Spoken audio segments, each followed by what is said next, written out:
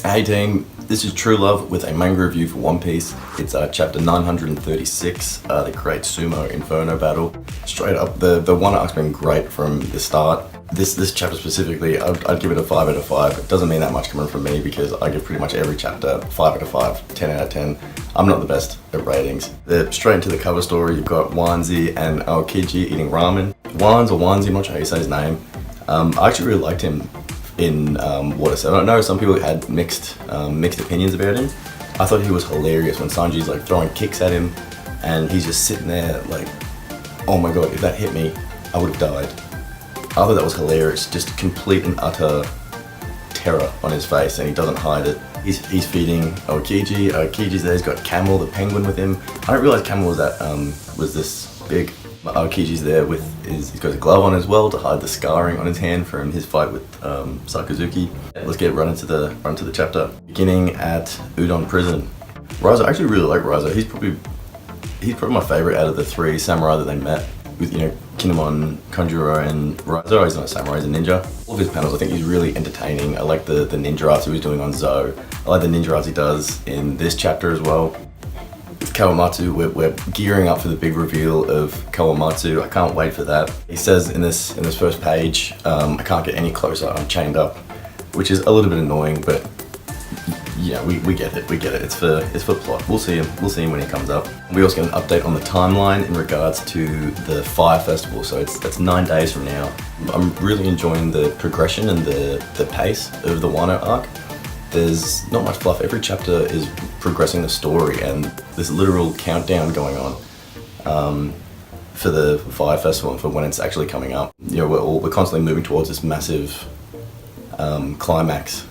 It'll probably be the first climax of many in this chapter. It's always going to be a very long one.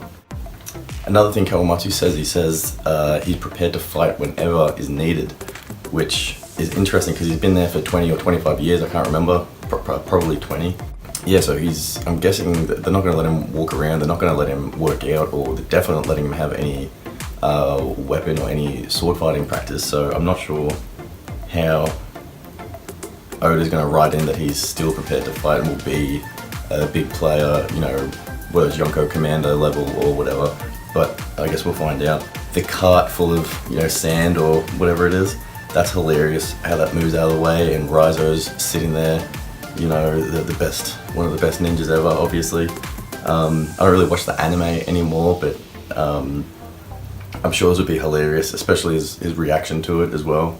We find out that Kawamatsu needs to get him out, to release him. We need the key for his handcuffs and we need the key for his cell. Raizo's got one key. At this point, we know that the key is for Luffy's handcuffs. Kawamatsu says that even if you have the key, the hinges have been closed, the door's been closed for so long that it's all rusted. So someone's gonna have to knock it down. How are they gonna knock it down? Is Luffy gonna punch it down, you know, gear third, or a normal Red Hulk would probably knock that down? Big Mom gonna hit it down? Are they gonna throw him the key to his cuffs? He gets that out and then he just has some amazing way of you know, getting himself out from the inside. I like Raizo's smoke escape jutsu. Like I said, when we first got introduced to Raizo in Zo, and when he shows everyone, yeah, actually I'm a ninja, and Usopp and is it Chopper? I can't remember. And they're going crazy with sparks in their eyes, like when they see robots and laser beams. I loved it, and even this, I just love the way it's drawn. Queen, what an awesome character. He looks cool, his character design's amazing. He's got, I think, 1.3 billion bounty, which is massive. 300 million was a huge bounty. He's 1 billion, 300 million plus. He looks amazing. I love his cigar, the weird X on his head. I love his dancing that he's got going on, and the funk. On this page we've got now, you see Queen dancing with all his crew, and the crew just drop everything and start boogieing and cheering. What that makes me think of is the actual Whole Cake Island arc, about how it's all Disney, there's flowers, there's cartoons, there's musicals, there's singing. Big Mom's crew are actually quite sinister and quite intimidating, like especially like Perospero to me. The Candy, Iron Maiden, just his character look, he just looks evil, looks sinister. Smoothie, how they, you know, when they have the tea party and everyone comes in and she's got people and animals hanging up that she's juicing. It's funny, it's comical, it's silly, but it's also terrifying in my opinion. Then you see Kaido's crew, who are all bikies with spikes, kind of like Katakuri-esque. They're all idiots, and they're all essentially, except for the Calamities and maybe the Flying Six with Page One and Drake and Hawkins. Even the headliners fodder. Luffy's one-shotting him. I don't see them as any risk to many of the characters that are in the Straw Hat Alliance and that are potentially coming into the Great War that Kaido's setting off. At the bottom of this panel we see Luffy looking absolutely buff, so obviously he's getting some gains from his workout in the prison. He's still got the sea stone handcuffs on, so I don't know if when they're taken off, is he gonna bulk up? We'll find out. The guillotine necklace, which is similar to in Sabaody arc. Yeah, I'm not sure if Luffy and Old Man Hyou should really be worried about it, because Luffy can definitely use Haki. He's getting pretty damn good at using Haki. And Hyou, from the flashback that we had last week, he looked buff. He's got flaming hair, flaming beard. He was the head of the Yakuza. He was respected by Odin. He, in his day, obviously he's not prime anymore. He's deflated quite a bit after being in Udon prison for so long. But him in his day, he was a real player. Like, who knows what level, what tier he was at. I'm convinced that he is going to be using Haki as well, and then he might even have a devil fruit power. I think the way the Old Man Hyou is constantly saying, no, don't put me and Luffy together on the same team. I'll just get in his way. If me and Luffy team up, then I'm going to die and I'm going to bring him down with me.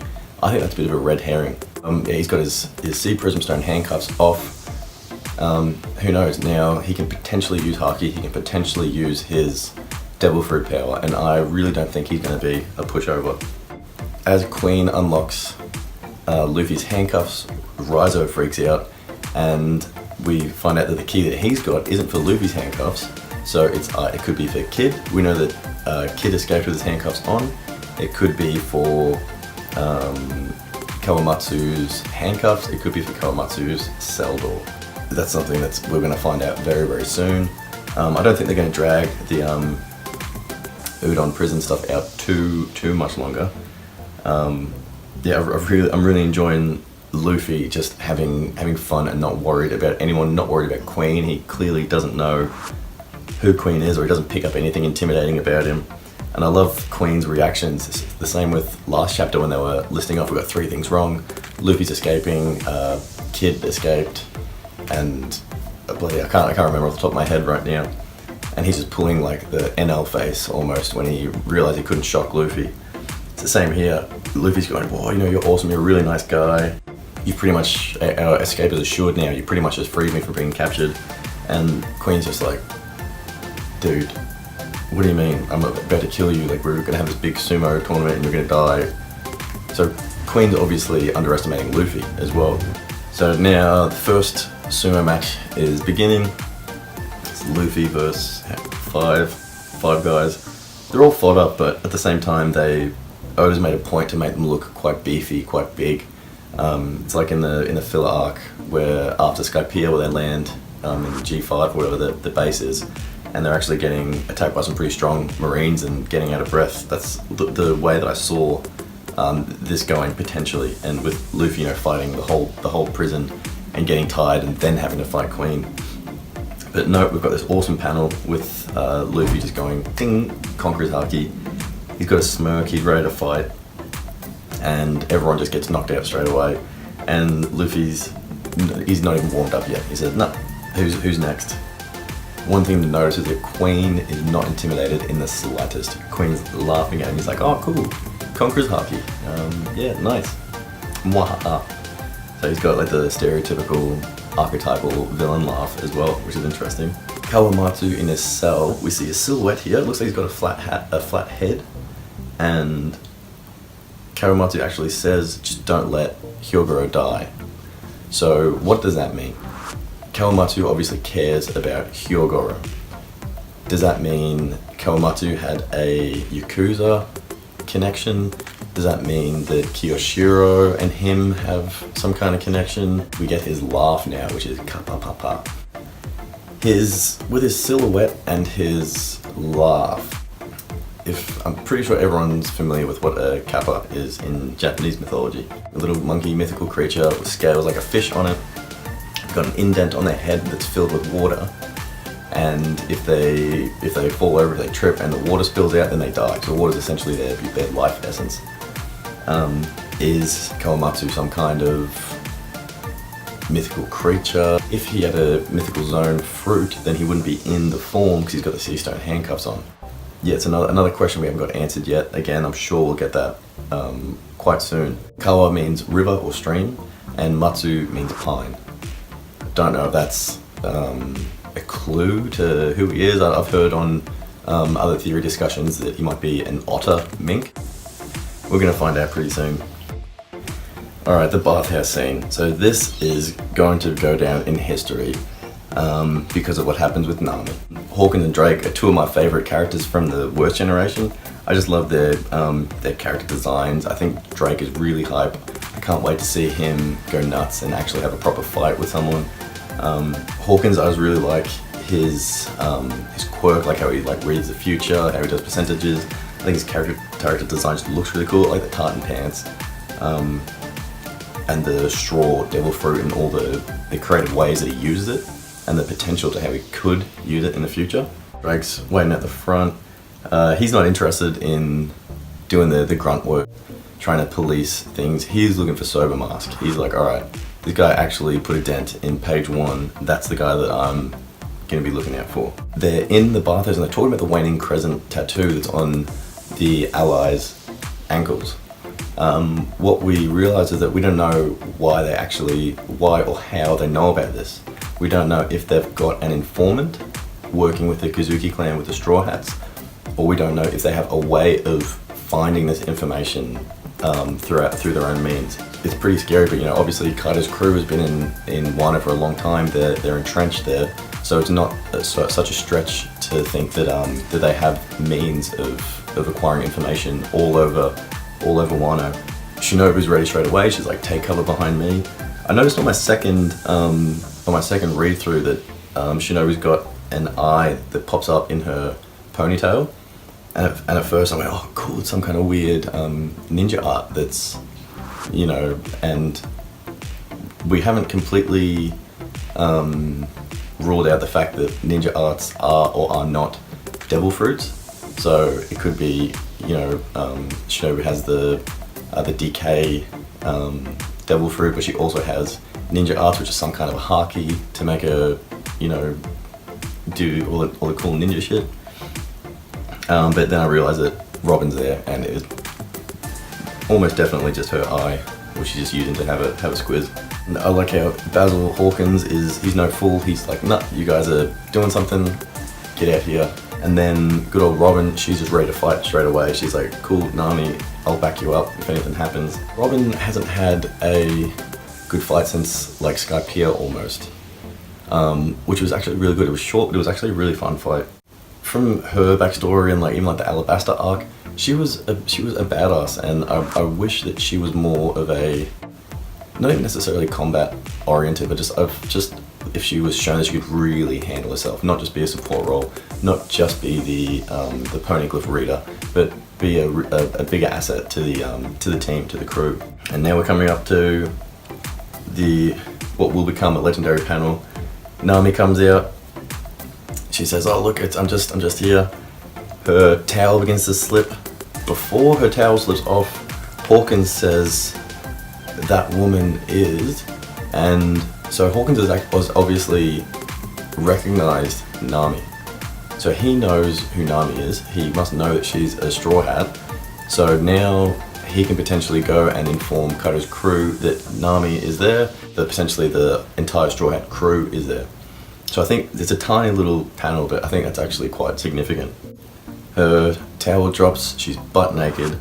Blood is flying everywhere from all the blood noses from all the pervs that are in there watching him. And of course we find out in the next panel Happiness punch. I think that's hilarious. You can see the blood spiraling around as Sanji is revealed to have been in the bathhouse. Happiness punch. He's so stoked it hits him like a punch in the face, or in the heart maybe. I loved it. I thought it was really kind of on the nose. Yes, I know it in Thriller Bark we saw it with Absalom, kind of, but yeah, he's a bad guy, and you know, Sanji, at least he has his honor. He's also a massive perv, and obviously the perv character trait of Sanji won out over the honorable, chivalrous side of him. I love the Stealth Black outfit, by the way. How Nami and Robin react when they see him for the first time as Stealth Black in his raid suit. Sanji, what are you doing? What's that outfit? Is this a joke?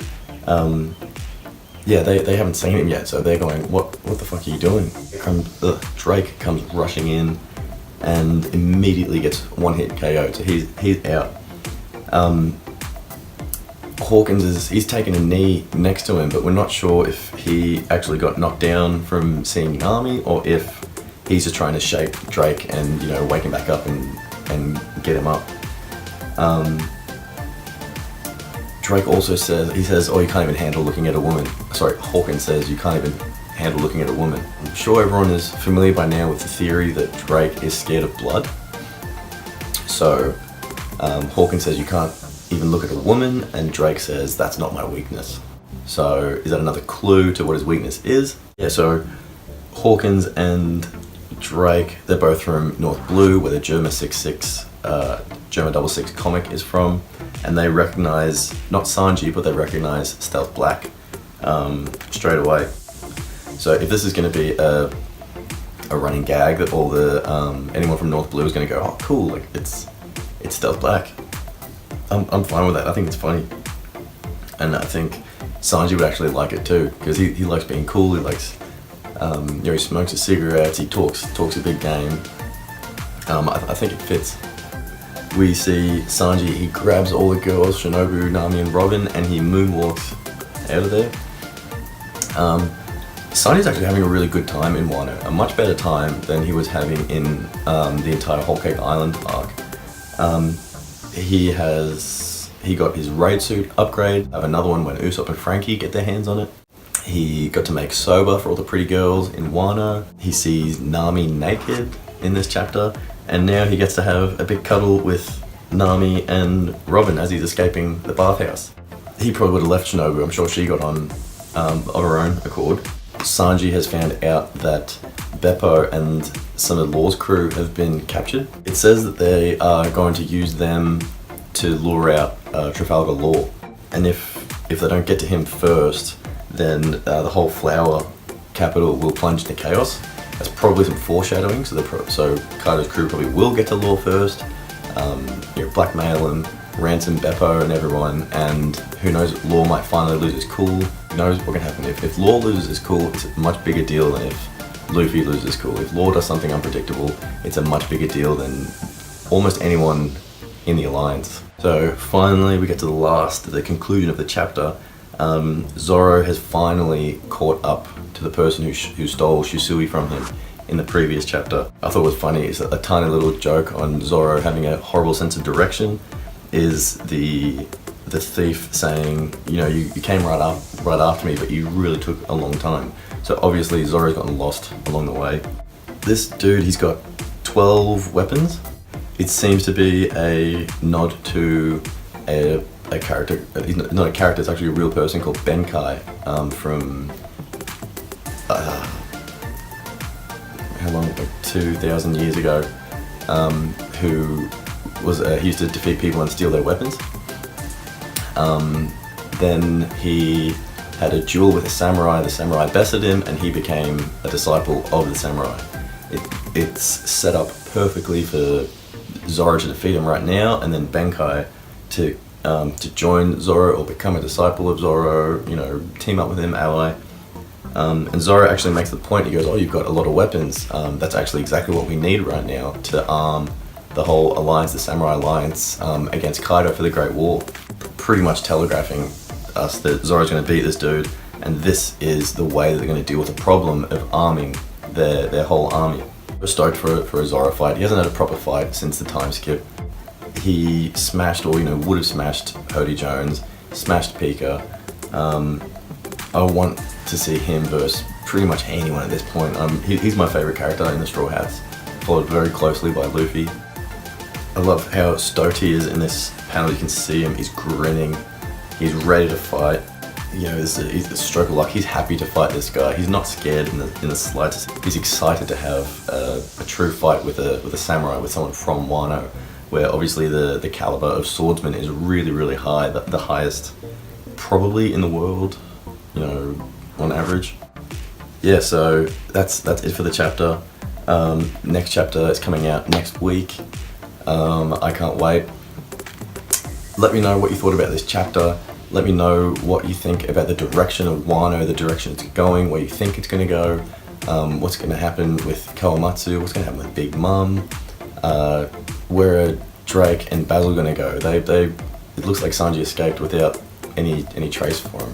Did they see him grab Nami and Robin? Do they know who Robin is?